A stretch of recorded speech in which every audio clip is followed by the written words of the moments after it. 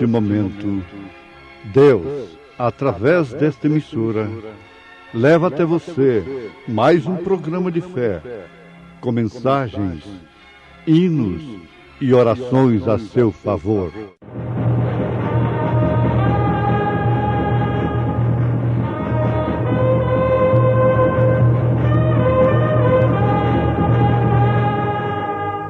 Fé para vencer.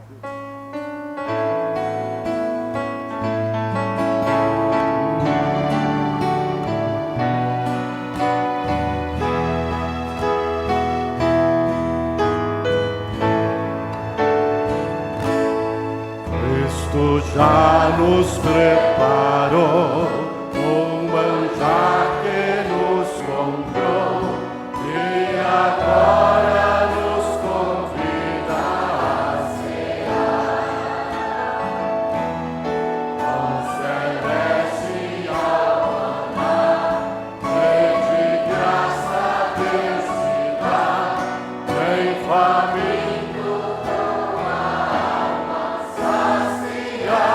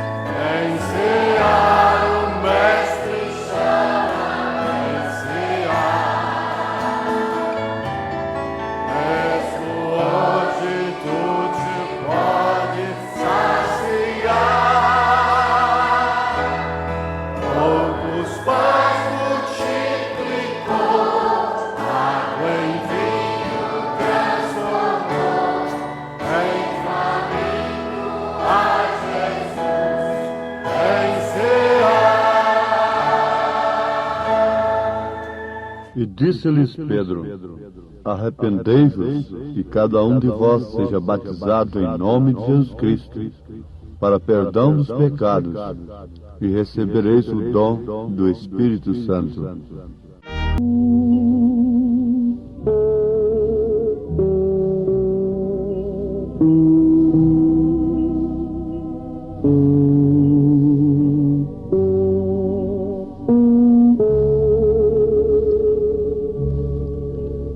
Ouvintes amados, coisa boa é nós associarmos as Escrituras à história. A história, as Escrituras, e isto com a revelação do Espírito Santo. É muito fácil associar as Escrituras com a história e a interpretação. Mas eu estou dizendo Escrituras, história e revelação. A história e a Escritura oferecem dois laudos, dependendo de nós. Um laudo é a interpretação humana que forma os credos, os dogmas. Do outro lado, ela oferece a revelação. Então, o necessário é termos, em primeiro lugar, as Escrituras, a Palavra de Deus, a história e a revelação do que está escrito e dos acontecimentos, isto é, o cumprimento do que está escrito. O cumprimento das Escrituras é que forma a história.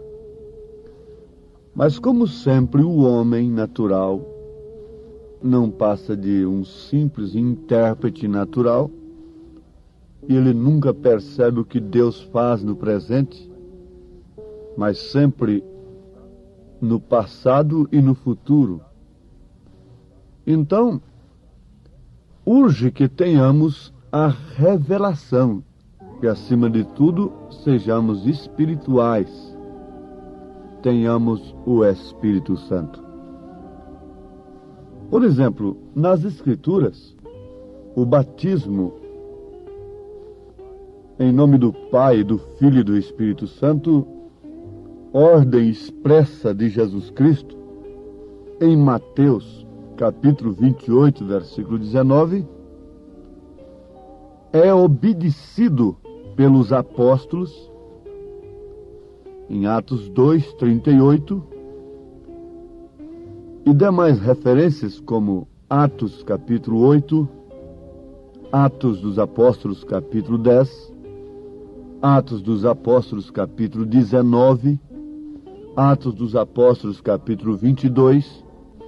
Então, Mateus 28, 19, é obedecido pelos apóstolos. De que maneira? Usando o nome do Pai e do Filho e do Espírito Santo. Este nome, conforme nós temos escrito na carta aos Hebreus, é manifestado pelo próprio Jesus Cristo. Ele manifesta o nome do Pai e do Filho e do Espírito Santo. Isto é profundo. Notemos, aos Hebreus capítulo 2, versículo 12, dizendo: anunciarei o teu nome a meus irmãos, cantar-te-ei louvores no meio da congregação. Anunciarei o teu nome a meus irmãos. Em São João, capítulo 17, o último versículo, Jesus diz: eu lhes fiz conhecer o teu nome. No versículo 6 do mesmo capítulo de São João 17, ele diz: manifestei o teu nome aos homens. Portanto, os apóstolos não erraram. Alguém pergunta: a quem devemos obedecer? Aos apóstolos ou a Jesus Cristo? Em Mateus capítulo 28, 19. Eu pergunto como resposta: Será que São Mateus, então, concordou com a desobediência de Pedro? Porque eles perguntaram aos apóstolos: que faremos, varões e irmãos? E Mateus concordou com a resposta de Pedro. Porque o nome do Pai, do Filho e do Espírito Santo deveria ser usado. E a igreja tem que estar edificada sobre o fundamento dos apóstolos e dos profetas, que é a revelação. A igreja que está edificada sobre a revelação, as portas do inferno não prevalecerão contra ela. Muito bem. As Escrituras mostram assim. E a história? A história não pode falhar. A história mostra a perversão da verdade e mostra também o cumprimento da verdade. A perversão desta verdade do batismo em nome de nosso Senhor Jesus Cristo, a história conta que foi no Concílio de Nicéia, 325 anos depois de Cristo. E a mesma história tem um documento publicado na revista Time, exemplar de 5 de dezembro de 1965. Buscar a revista Time, 5 de dezembro de 1965. Você vai encontrar ali a publicação naquela revista Time,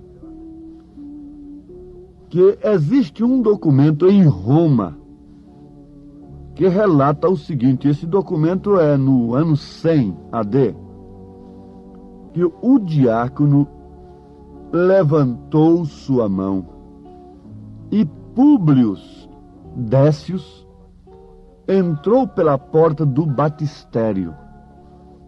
Em pé, com água pela cintura, se encontrava Marcos Vasca.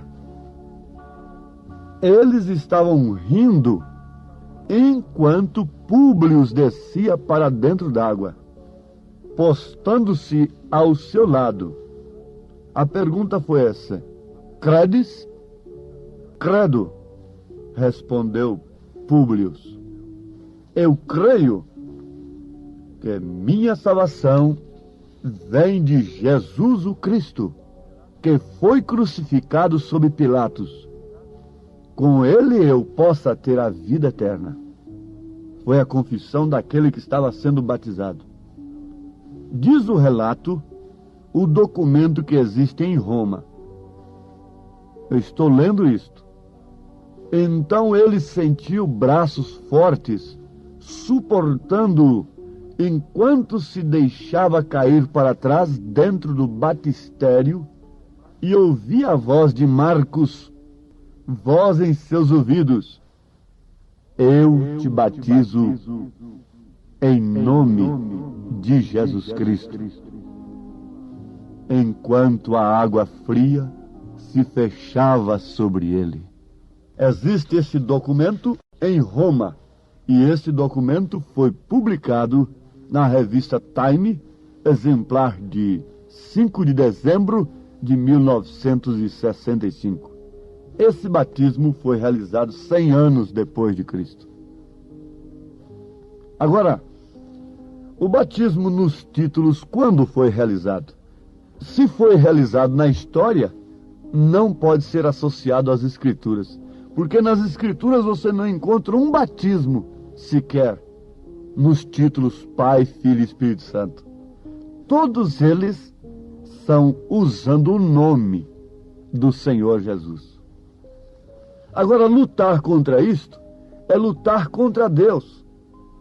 E como pode uma pessoa que tem o conhecimento disto agora receber o Espírito Santo, o dom do Espírito Santo, sem antes de tudo invocar o nome do Senhor? Por quê? A pessoa não recebe o nome de Jesus Cristo quando ela é batizada, mesmo em seu nome, da maneira correta. Está sendo invocado o nome do Senhor sobre ela. Agora, o que traz o nome do Senhor para aquela pessoa é o Espírito Santo. O nome do Senhor agora estava em Pedro. Não tenho ouro e nem prata, mas o que eu tenho, isso te dou. Em nome de Jesus Cristo, levanta-te e anda. Eu creio que isto combina com as Escrituras, combina com a história, porque é a revelação. Sem a revelação, você não pode conciliar a história com as Escrituras. E a única maneira de descobrirmos onde a história apresenta o fato real e o fato pervertido é tendo a revelação, associando-a com as Escrituras. Se você conhece na história um batismo nos títulos, Pai, Filho e Espírito Santo, você não pode conciliar aquilo com as Escrituras, se você tem a revelação. Agora, existe um técnico, um teólogo que pode fazer isso. Isso é a interpretação. Mas pela revelação você não encontra associação da história com as Escrituras, quando a história registra a perversão de uma verdade. Agora, quando a história registra o fato real da verdade, o cumprimento da verdade, acontece como acabamos de citar, o que foi publicado na revista Time, sobre um documento que existe em Roma, de um batismo realizado 100 anos depois de Cristo. Enquanto aquele homem era deitado nas águas, se prostrava de costas, aquele diácono diz: eu te batizo em nome de Jesus Cristo. Esse documento, essa história, combina com as Escrituras pela revelação, combina com o batismo que os apóstolos realizaram. Eles estavam cumprindo uma ordem de Jesus, porque ali Jesus estava dando uma ordem. Mateus 28, 19. E em Atos dos Apóstolos eles estavam cumprindo a ordem. Eles não podiam repetir a ordem: eu te batizo em nome do Pai, do Filho e do Espírito Santo. Eles tinham que cumprir a ordem. Eu te batizo no nome que é exigido em Mateus 28, 19. No nome de nosso Senhor Jesus Cristo. Senhor Pai, Filho Jesus, Espírito Santo Cristo. Senhor Jesus Cristo. Agora, conforme já notamos, nem isto mesmo é tudo, porque dependemos do dom do Espírito Santo. Mas eu posso responder uma pergunta aqui, que pode estar surgindo nesse instante em alguma mente. Quer dizer que Lutero não teve o Espírito Santo porque o batismo dele foi nos títulos? Sim, perfeitamente. Ele teve o Espírito Santo. Os pastores que têm o resumo das 7 eras podem ler lá na última página, por aí, que vocês vão encontrar o profeta dizendo que Lutero tinha o Espírito Santo, que Wesley tinha o Espírito Santo para pregar a mensagem do dia. Ele não podia revelar todas as coisas.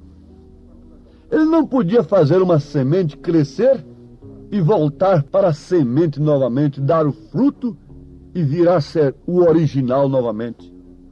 Ali era broto. Ele não podia trazer tudo. Por isso ele tinha uma porção da palavra, e é o que o Espírito Santo estava nele, usava. Wesley, a mesma coisa, foi cheio do Espírito Santo. E a mesma coisa é agora. Fique sabendo, meu irmão, que não há justificação, não há santificação mais fora da mensagem. Não há dom verdadeiro, real, que possa manter o Espírito Santo fora da mensagem da era. De maneira alguma, os dons carismáticos têm expulsado a Cristo da igreja, e por isso Laodiceia é rica, tem dons, tem cura, tem tudo, e grandes pregadores. Por isso também a língua estranha está simbolizando morte na parede do Belsazar, que tem misturado as coisas de Deus com as coisas do mundo. Quem conhece a Bíblia está entendendo perfeitamente a linguagem. O que aconteceu lá em Daniel, que é o Apocalipse do Velho Testamento, está acontecendo justamente agora no Apocalipse do Novo Testamento. A língua estranha está escrita na parede, decretando a sentença daqueles que têm misturado as taças de Deus, as coisas de Deus com o mundo. E não significa outra coisa senão morte, morte, morte.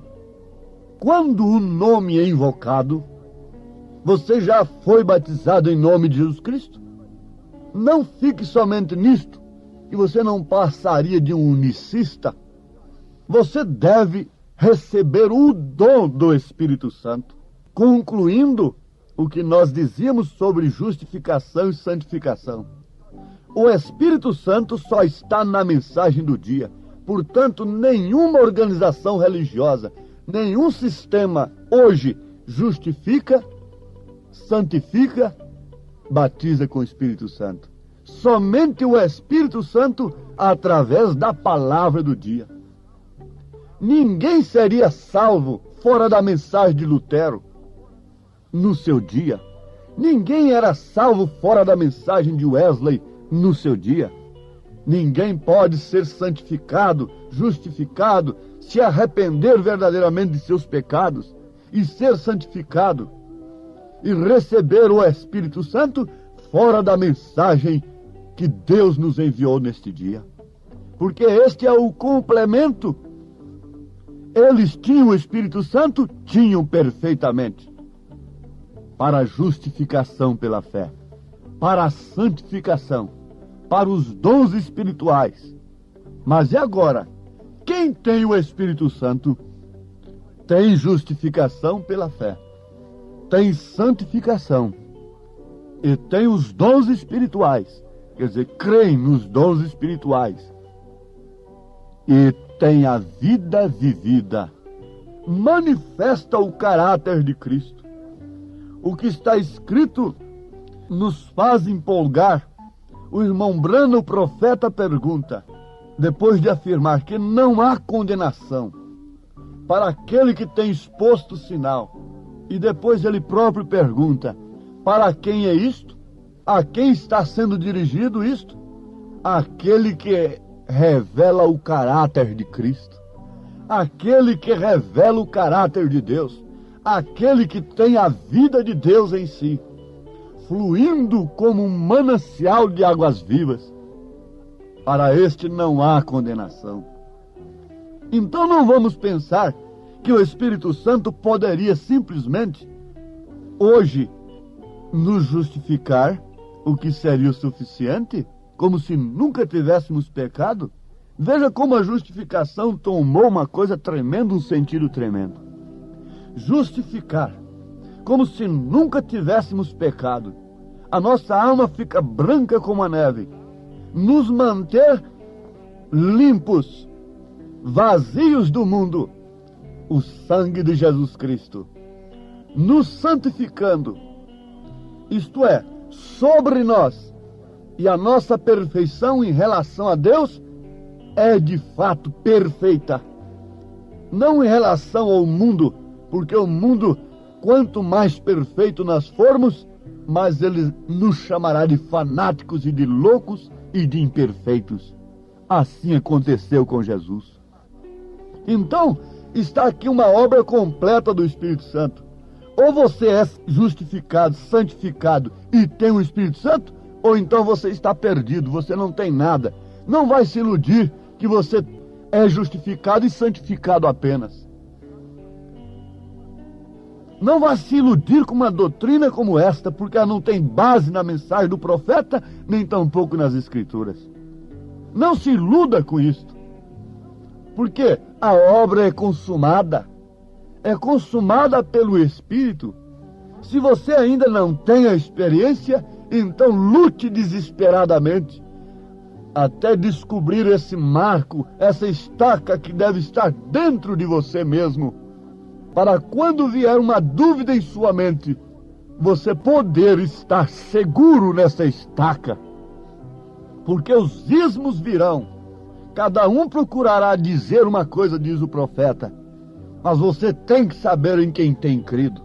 Você tem que saber quem é você. em nome de Jesus Cristo. Amém, Senhor. Amém.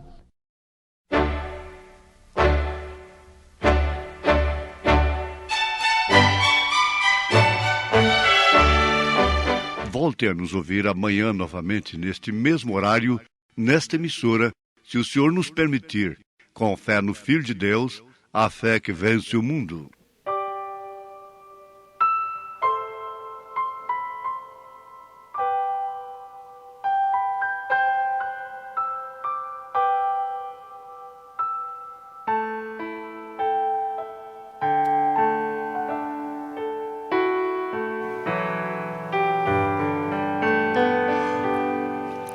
Nunca mais o mundo vai ouvir a voz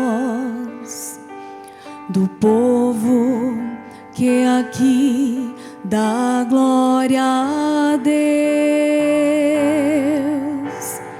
Nunca mais um canto de aleluia ouvirão. Pois vamos cantar lá em Sião. Nunca mais tristeza, solidão, morte, dor, angústia e lamentação. Tudo isso nunca mais vou ver e nem sentir. Quando pra Sião enfim partir, sei que será grande a emoção.